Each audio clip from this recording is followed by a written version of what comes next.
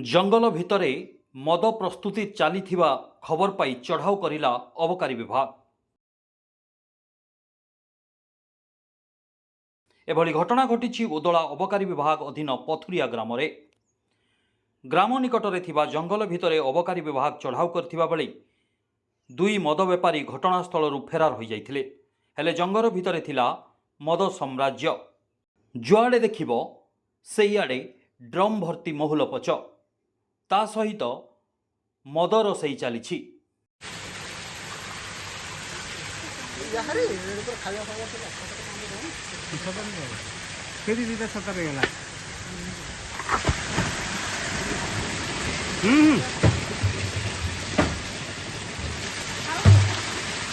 अबकारी कर्मचारी ड्रम रे थिबा पचगुड़ी को ढाली नष्ट करिथिबा बेले बिक्री पाई थिबा 350 लिटर देसी मद मध्य नष्ट करा जाइथिला।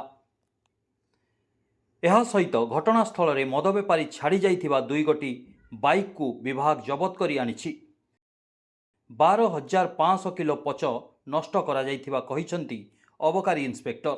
एथि सहित फेरार दुई मद बेपारी को खूब शीघ्र गिरफ करा जिवा बोली कहिसंती।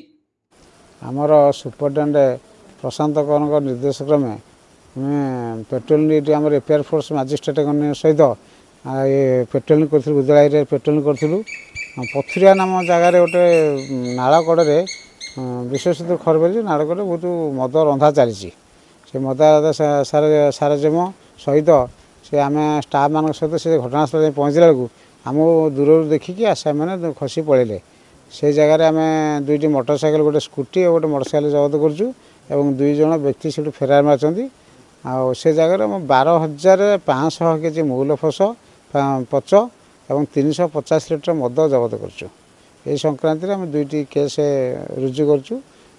आगामी दिन में से आसामी को धरिया आम चेष्टा करूँ। Bureau report, spotlight India.